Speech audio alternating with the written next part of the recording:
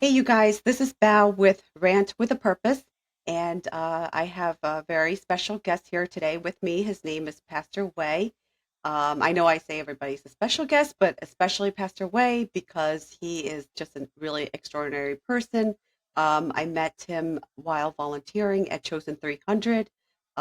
He is the pastor at the West Philadelphia location for meal serving events and all the events related to Chosen 300 for the community. Pastor Way, we're really glad to have you here today.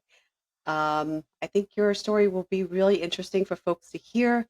Would you mind telling us a little bit about, perhaps like if you want to start with your childhood upbringing, however, Sure. wherever you want to start. Sure. Thank you very much, Bao. I first of all want to appreciate you for having me on here and say for anybody listening that Bao is a very wonderful person, a very wonderful volunteer at Chosen. We always know we're going to get great service when she comes, and she's one of those people that are very philanthropic and just cares for people, and I think it's something we need to do more of. So thank you for having me on here, Bao. To start from my childhood, I was born in Paris, France, and actually came to the US when I was about 3 years old. And then right away, my mom was very poor when she came to the US. She left my dad in France. They were still married at the time and then divorced a bit later on. Uh, but she came to the US when I was three. Very poor, had like $50 when she first came. And so we lived in the hood in very poor neighborhoods in DC, Northwest, Uptown DC. We lived on Kennedy Street, Rhode Island, P Street, Columbia Heights, kind of that uptown part of Northwest. And so grew up there. Then for some reason, I thought that later on, as I grew up in my life, I grew an interest in computers and always had a desire to help people from the time I was very young.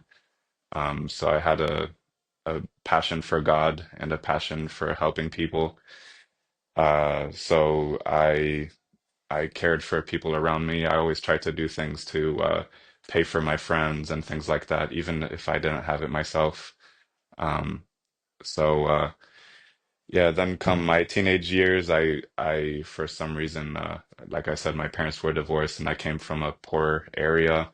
And I thought that because of that, it had to shape the way I was, and I had to be like the type of people that I grew up with early on in my years, and started making a lot of really bad decisions. I was always bragging of about how I came from the hood and how I was this person, and so I very early on. Before I was even a teenager, I started drinking alcohol, but I wasn't really doing it to get drunk. It's just something that was allowed in the French culture. And about 12, 13 or so, I started drinking to get drunk.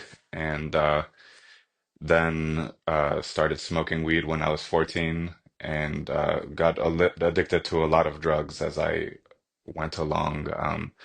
I used like opiates from 16 and just got addicted to a lot of things. And had a very hard time getting off. At one point, I wanted to join the Marines, and I was able to. It was one of the very few times in my life that I got off of drugs. And actually, I stopped smoking marijuana, but I started doing other drugs because I knew they cleared out of your system faster. So I started using Percocets, codeine, cough syrup, Xanax, um, Oxycontin, a bunch of stuff. And basically, having all those dependencies on drugs, I started trying to find ways to provide for that horrible habit. And I started robbing people, robbing my own friends, stealing from uh, my own parents, my family, cash, writing checks in my mom's name to my bank account. Then I started like a check fraud scheme where we found a pack of checks in somebody's garage. We took their checks and started writing a bunch of them out to my name and other people's names. And so did a bunch of things like that. Robbed people at gunpoint. Um, yeah, stole from cash registers, broke into stores, a bunch of horrible things. And let me know if I should keep going, Bao. No, no, no. Uh, I didn't want to interrupt you. yeah. But so you're being very honest and brutal about your childhood, right? Mhm. It's it's it's rough. You feel like you have to live that life. So then what happened? How are you like from there to now here being a pastor? Yeah.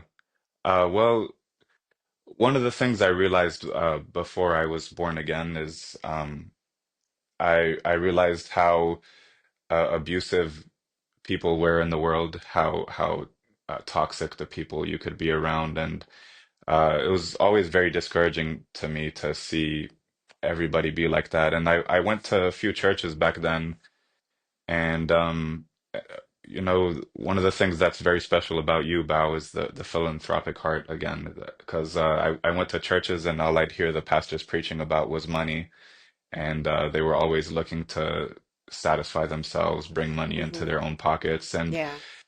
it was very disheartening to me, discouraging to see that no matter where I went in the world, and so I tried a lot of other religions early on too. I tried Muslim, Buddhism, other things, and but I really admired the words of Jesus from when I was very young. But what was missing is people that cared about one another, people that cared to help other people, because it's something Jesus talked so much about. But I felt I didn't see that anywhere, and finally, after being abused left and right and being bullied, and I robbed people, but I was robbed first. Yes, So you were. You're yeah. right. No, Uh, you got it. Yeah, a lot of people robbed me too.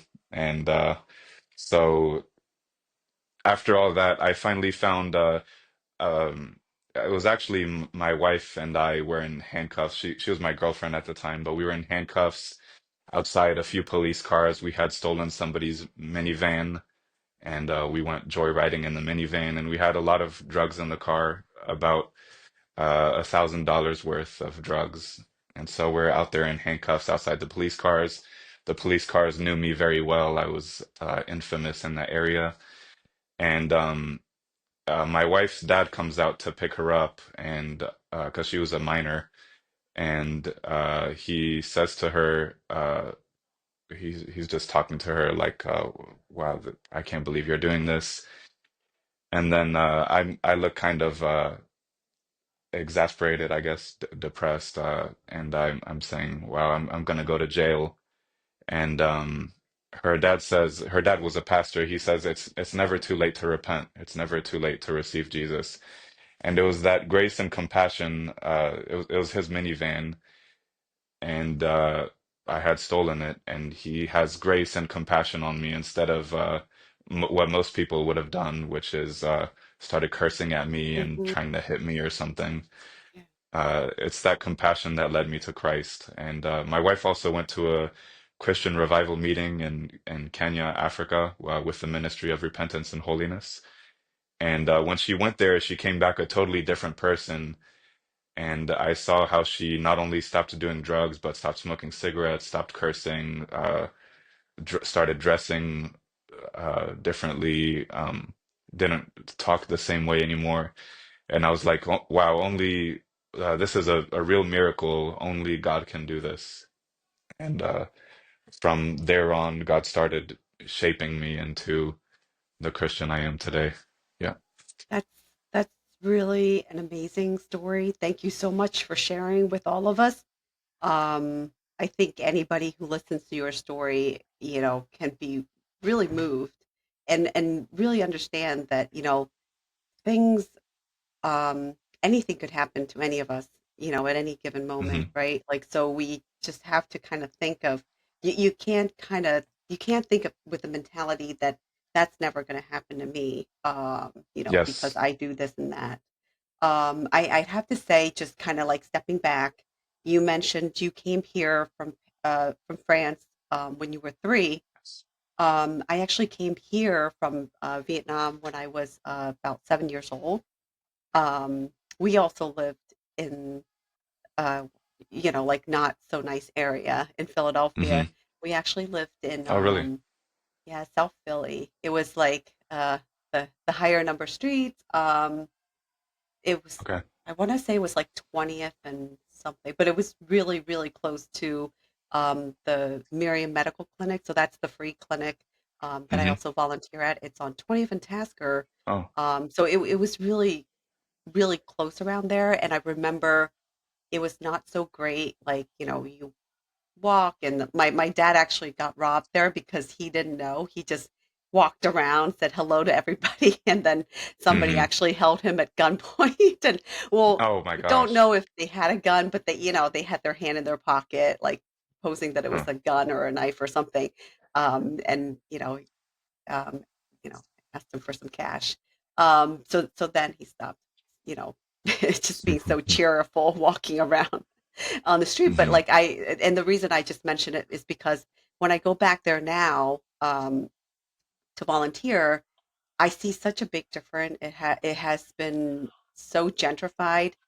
Mm. You see homes with like these like the rings on their doorbell, and it's just like you can Yeah, yeah, tell yeah. that it's been gentrified and taken over.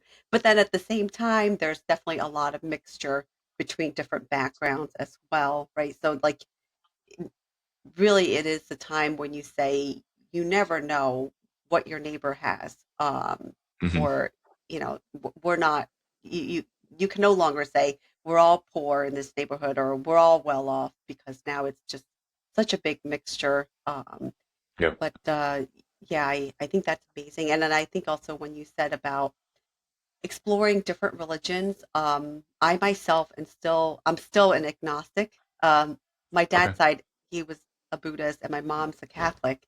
Mm. But for me, I think I have kind of steered away from religion, because if I were to go into something, I would probably want to explore different religions like you do, or like Hmm. you had done in the past. Um, Yes.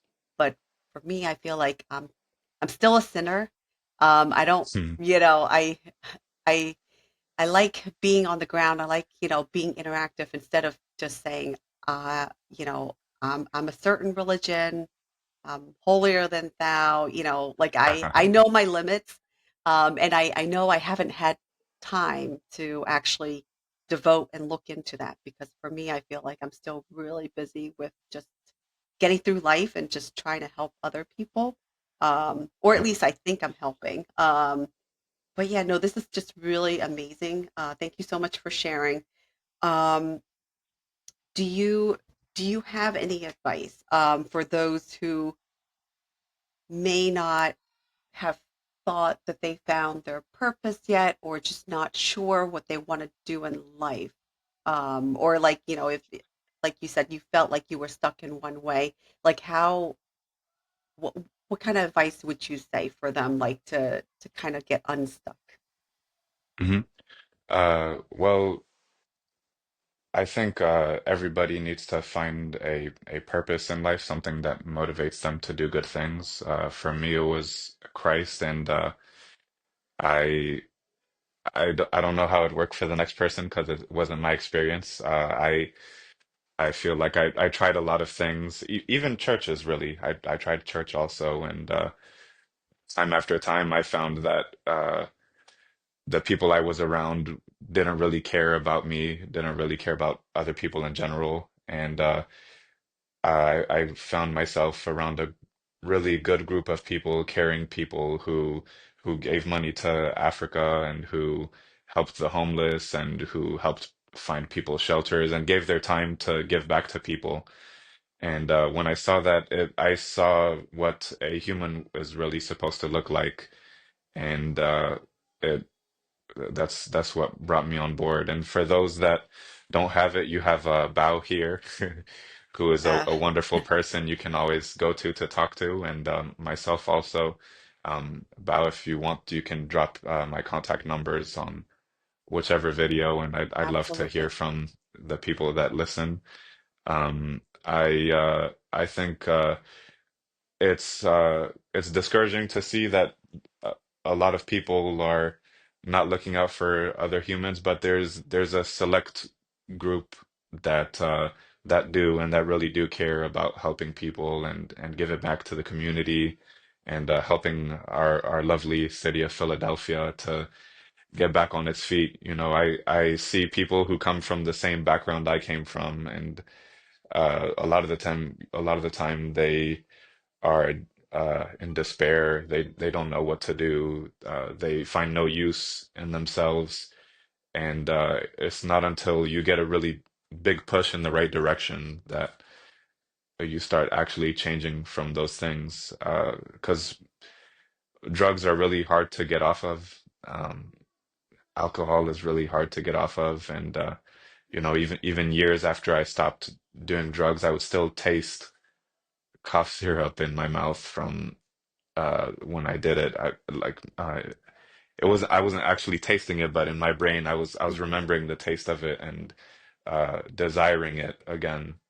And so I mean I think there's a few things that's getting around a good group of people, getting around people that care about you and making that push for yourself to do the right thing. And I think what you emphasize is really important is surrounding yourself with good people. Hmm. Um, but sometimes, like, when you're friends with people who may not necessarily have your best interest at heart, it's hard to say, is this my friend or not? I mean, I was there, I was once young, like, it's hard, right? Like when you're young and you're It like, is. this is my friend. Like, I don't want to leave them. I can't leave them. And it makes it really hard. I've definitely had my fair share of friends who are bad influence. Um, a lot of peer pressure. And like for me, I know better. I'm like, okay, yeah, I'm not gonna do drugs because of peer pressure. But sometimes the pressure is like, oh, please do it. You'll make me feel better. And that's usually how it starts. Hmm. Especially like if you haven't been exposed to drugs, alcohol, stuff like that. It's usually the friends, but I think over time you do realize um, that life is too short uh, to please everybody. You have to, do what makes you happy, what pleases you, right? Like intrinsically, I think you would know what's good and what's not. But it's hard, like just to have that support there. There's not enough of them that's around, and especially for somebody who's not religious, it's not easy for them to go to a church and say, "I need help." Um, Yes. if they walked into Chosen 300 and saw you or saw, Pastor Brian, Pastor Keith, that's a different story. That would be much easier. They have a friend in you. I see how you talk to people and how you say that's your family, and they really know that you mean it. Um, versus, you know, just providing a service. Hmm. Um, yeah, Thank it's you. I it's appreciate hard. that. Um, I think there needs to be more, and I think when you're doing it alone, you feel frustrated. But um, Yeah. when you find other people doing the same thing, it's really nice to feel like you're part of a bigger movement of something that's bigger. Yes. Because yeah, we are technically just one human race. Hmm. We discriminate each other. We're by class, race, whatever, Yeah. economic status. But at the end, we're all just people trying to survive. And if that's how I think about it, and that's how I feel like helping charities in third world countries like in Africa, Asia, that's that makes a big impact because those people Mhm. don't really have anybody around to help them. Yeah. I was gonna say that, I looked back at my years when I thought that because I was from the hood, I had to act like the hood. And then my wife went to Africa, and my family is actually African from Cameroon. My grandfather is. He used to walk 10 miles to go to school every morning, or he would just not go to school. And Hmm. his whole family discouraged him from going. They said he didn't have to go. He was already a prince in Douala, city in Cameroon. And so I look at those cultures and then look at my background, and I'm like, the way we live in America, no matter how bad the neighborhood, is so much better than some of these other countries. I went to Mozambique one time, and their poverty rate is 56% of people make less than $1.50 per day or something, and Hmm. that's the poverty line is $1.50 per day. And I was like, my goodness, we in America we take so much for granted. We're such a blessed country, uh, we're very prosperous, and everything's available to us. Some people obviously go through harder things with Hmm. disabilities and things, but I saw what Africa was like and heard stories, and I was like, I need to stop pretending like I had it hard. And yeah, I don't think, um, I mean, everybody goes through very hard times, but I think if you compare our lifestyle here in America to the people in those countries or in Africa, that you talk to them and they're such happy people. They're Hmm. full of joy, and you talk to them about depression and they don't even understand what that is. And No, I agree. yeah, I agree. I mean, $1.50. Um, hmm we think of like we go to the dollar store to buy like, party favors and gifts and stuff for a dollar yeah, 25 now, right?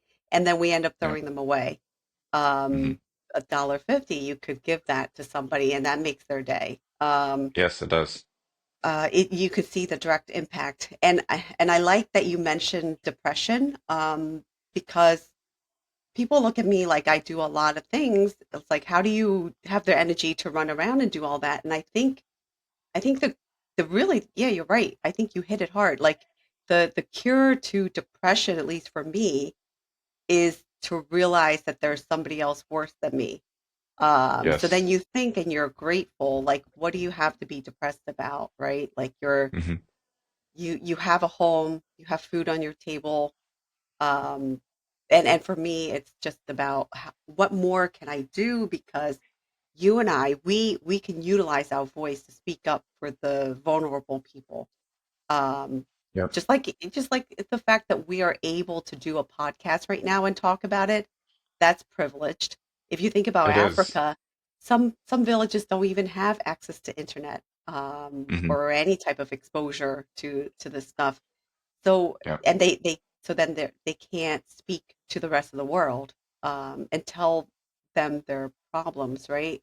We can. hmm So Yes. so I think that's where we can kind of utilize our voice. But yeah, um, just having that appreciation really takes away any type of disparity you might feel, or hmm uh, feeling like you're the victim. But Yeah, I yeah. mean, yes, you definitely were part of the system, right? Like you were affected, you were a victim. You're right, you were robbed, but you came out of it strong, um, hmm and that's amazing because I would say you're probably one of the few.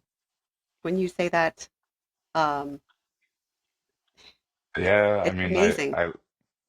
yeah, I look back at a lot of people after living in DC in the hood. I moved out to a suburb, and there were a lot of people out there who came from DC also, and they kept acting the way I did when I was before I received the Lord. They continued that life, and I see them on social media and on YouTube and things, and they're posting rap videos or really bad ones.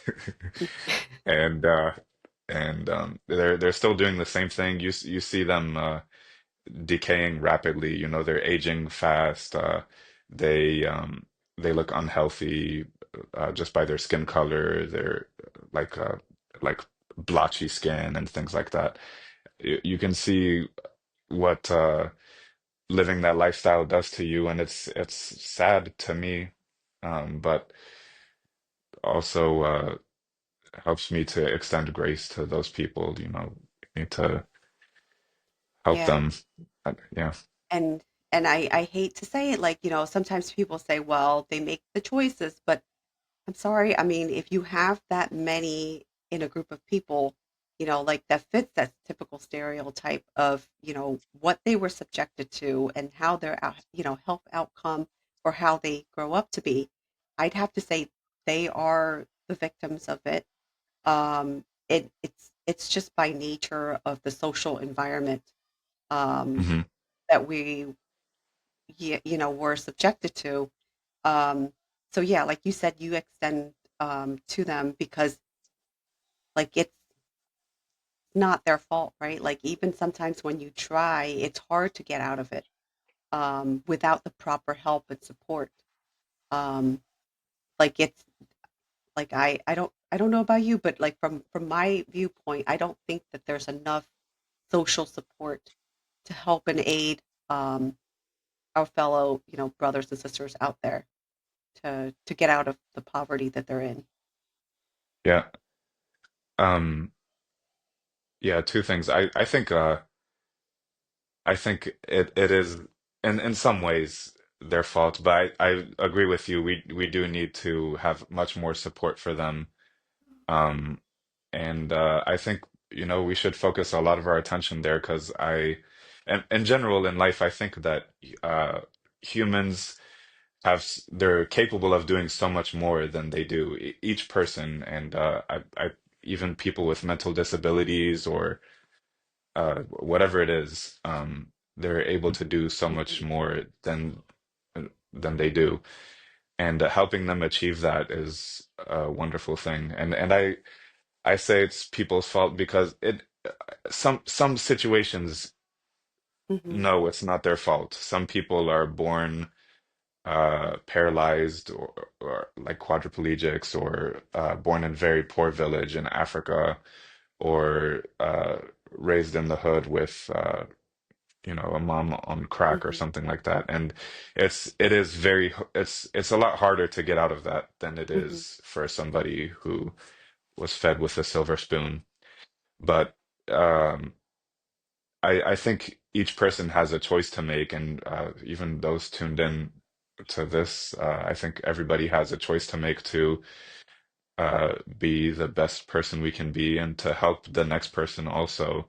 Because um, I think there are few that make it out of a lifestyle where they're very poor and things like that. But I think it's also a decision each person needs to make to uh, grow and you know, be a productive person, be a help to society, and do good things. It's so much more rewarding that way.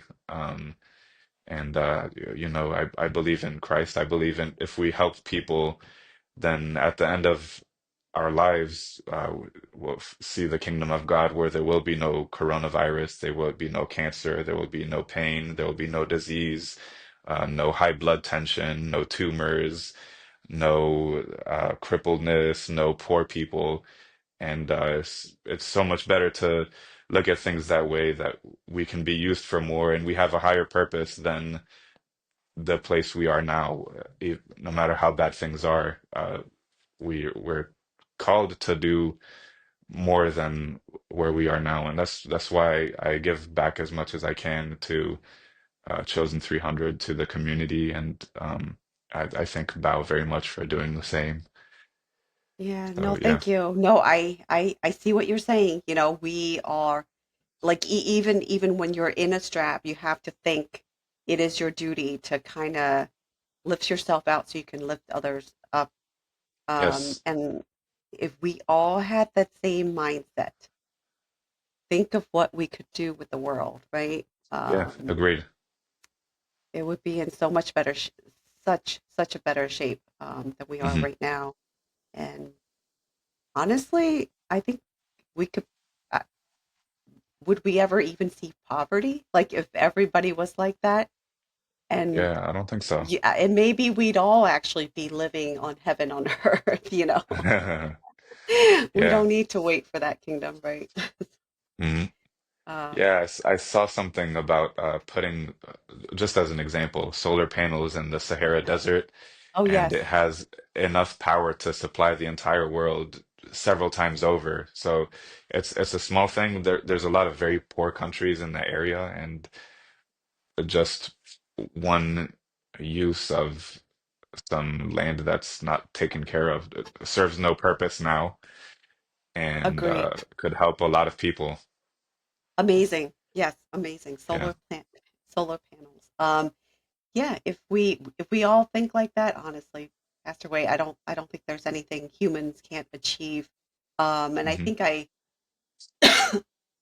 excuse me, like my children are 11 and 12, and I happened to see something on YouTube about the evolution of human and how, some may say we're almost at the end of extinct, but some may say that we are kind of like that starting point. What we do Uh-huh. depends on us. Like we could evolve into something so much, much greater, into billions and billions and billions, or we could just kind of doom ourselves. And, this is like the critical moment. You decide, you meaning us as a human race here, Yeah. because population, the birth rate is starting to, decline. It's been in declining for years, even though our Yes. numbers are growing. But it's just we'll see because people aren't reproducing as much as they should, or as expected, not as they should. Um, Yeah. but yeah, any other last closing remarks for those out there that you want to give a shout out to, or if you're in the Philly region, please. Chosen 300, there's a location on Yes. Spring Garden in Center City, and there's a location in West Philadelphia. Yeah. Yeah, just I was going to say the same thing. I want to encourage people to become part of the mission, whether it's Chosen 300 or something else. Again, you can share my contact. You have my full permission. But you can come volunteer at Chosen 300 in West Philadelphia. We're at 3959 Lancaster Ave, or our Center City location is 1116 Spring Garden Street. We also have a location in Ambler, PA, but I encourage you to just do something to help someone else, and it's uh, it's so rewarding. It's something I did early on when I started changing from my old ways, is helping homeless people, and I've been doing this for about 10 years now, and that's shocking to say. Amazing. I've been sober Wow, for sober since like um mid to late 2016, like September or something like that, 2016. And amazing. haven't drank alcohol, haven't smoked weed, I even stopped cigarettes in 2017. So it's yeah, it's very rewarding to do, and helping people, it keeps you going, that's part of the reason I think AA groups, they have you talk to the next person about how you were off of alcohol, and it's those support groups are very helpful for humans. It's just something we, for some reason, need, and it's good. Yeah. Yeah, yeah, no, we are social beings, so Hmm. having that social support, and even not for addictions, like even just for like a volunteering group too, right? Like just Yes. social support. I think it's just creating that sense of community, and that Yeah. sense of purpose of why you're there, what you're doing, and a lot of people in the same situation as you are, you know, to relate to. Um, Yeah, yeah. so Yeah, it could be anything. It could be depression, it could be drug yeah, addiction, it could be uh anything. There's a and lot of things people struggle with, and and it's I the way to yeah. go. And I want to forewarn you, although we have 0 subscribers right now, we probably soon will have a lot once we start this up. So offering your contact information, that's a really bold move, but it just kind of shows your dedication and passion Yes, to people. Thank you. that's okay. I'll take any call. You're It's on what I love call. doing. Yeah, Oh on gosh. call. If I Yeah. don't get back, if I don't answer, I'll get back soon. And he has 3 little children, everyone. So I do, yes. yeah, so just you know, if you see that Hmm. on the background, and yes, he is there if you feel like you need someone to talk to. Um, but he is not available, so don't utilize it for that. I don't think his wife will appreciate No, that. Um, so yeah, so thank you so much, Pastor Way, for being here with us tonight. And with that, everybody, just put in a comment, tell us what you like, what you want to hear more about, hmm, what you want Pastor Way to talk to you about any other topic. We'd be yeah. happy to have him come back. Thank you so much. And all right, bye everybody. Thank you so much, Bao. Thank you, everybody.